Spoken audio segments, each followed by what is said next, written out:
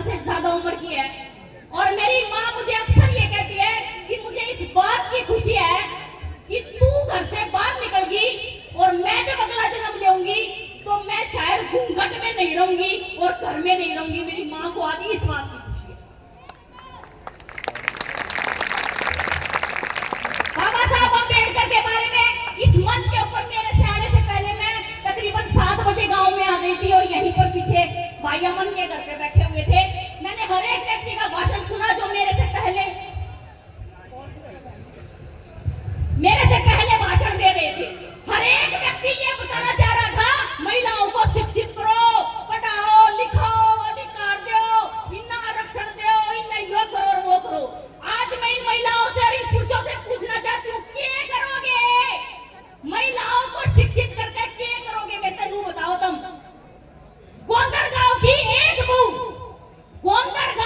एक बहू अगर किसी एट्रोसिटी में आज तक नजर आई हो तो बेटा बताओ। और क्या गोंदर गांव में पड़ी और छोरी नहीं है ये बताओ। हर गांव में क्या पड़ी हुई बहू नहीं है ये बताओ। मैं आपको बता दूं, ये भाई कपिल है ना, एक कपिल लड़का था आपके यहाँ पे, जब उसकी मौत हुई थी पहली बार आपके गांव में आई थी और पहली ही बार समाज में आई थी। और वो दिन है, आज का दिन है।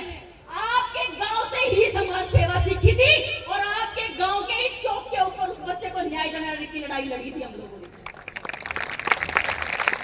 मैं कोई ऊपर से नहीं पढ़ रही, मेरी माँ ने भी मैं 9 महीने पेट में रखी थी और सुबह से निकल गई हूँ, सुबह से, और सिर्फ इस आस में कि मेरा समाज जागृत हो जाए।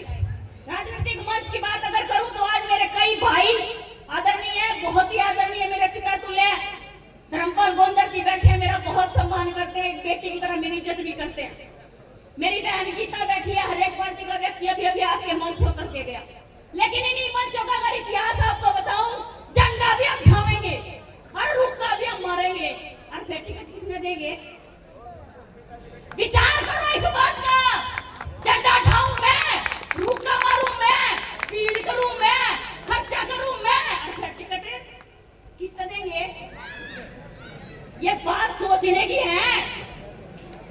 जब कोर्टों में जमानत कराने की बात आती है हमें ये कहते हैं समाज की छोरियां खरी में करा देगी। भाई फिर यह बात राजनीतिक पर केड़ा देवी को हमारी छोरी ने टिकट भी दे दो। छोरी में कोई कमी है के? मेरी माँ ने मैं इसलिए नहीं जम रखी अब न कोई आगे सड़क के ऊपर बेइज्जत करके चला जाए। और बाबा साहब अम्बेडकर की वजह से यहाँ खड़ी हूँ। किसी व्यक्ति के या किसी के 2 कौड़ियों के आदमी की जुबान की बकवास की वजह से यहाँ नहीं खड़ी हूँ और अपनी शिक्षा के दम पर यहाँ खड़ी हूँ। और बाबा साहब अम्बेडकर ने ये कहा था कि मेरा समाज शिक्षित हो, लेकिन शिक्षा वो प्राप्त करनी है जिससे मेरे समाज का और मेरे देश का नाम रोशन हो। लेकिन हम शिक्षा वो प्राप्त कर रहे हैं जो घरों की अलमारियों में रखी है और छड़ंगा रही है। मेरी भाषा समझ में आ रही है?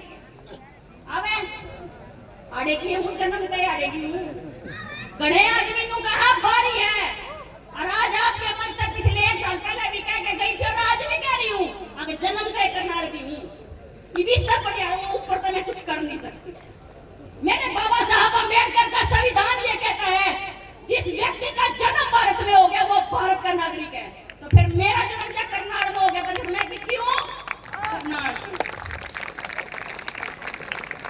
शिक्षा के क्षेत्र में आज हमारे बहुत सारे भाई, कई आएंगे कुछ आएंगे और कुछ सामने भी बैठे हैं, वो लोग गांव-गांव में जाकर लाइब्रेरी खुलवाने का काम करते हैं।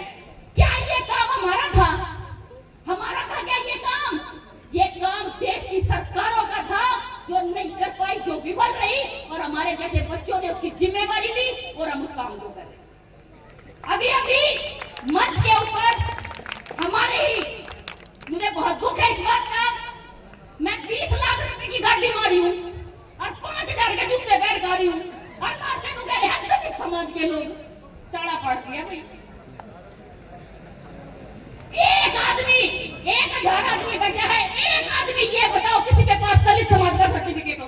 बताओ, किसी के पास दलित समाज का नहीं। लेकिन भीड़ मारी, मंच मारा, बेड़ा मारा, मौका मारा और फिर मार तनु बता के जाएंगे हम दलित समाज के लोगों के साथ हैं। बात होगी भाई। हमारे में से एक व्यक्ति के पास दलित समाज का सर्टिफिकेट नहीं, फिर भी हमें हमारे मंच पे आकर यूं कहेंगे कि ये दलित समाज के लोग बैठे हैं। क्या यही नेता किसी जट्टा की पंचायत में जाकर या किसी बामना की पंचायत में जाकर यह बात कह देंगे अब ये दलित समाज के लोग बैठे हैं? लेकिन जब कहेंगे, जब मंच मारा हो, पेड़े मारे हो, भीड़ मारी हो और मौके मारे हो और फिर मारते हूँ बताते हैं हम भी दलित।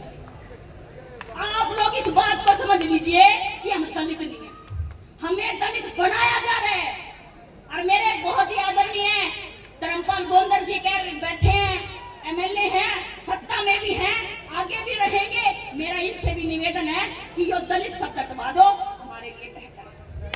किसी गाड़ी से कम नहीं है, मैंने तुमसे मार कह लिया करो, वाल्मीकि कह लिया करो, हम उसमें खुश हैं। लेकिन ये जो दलित समाज की जो गाड़ी जो चल रही है, इसके ऊपर विचार करने की जरूरत है। कुछ कहना है क्या?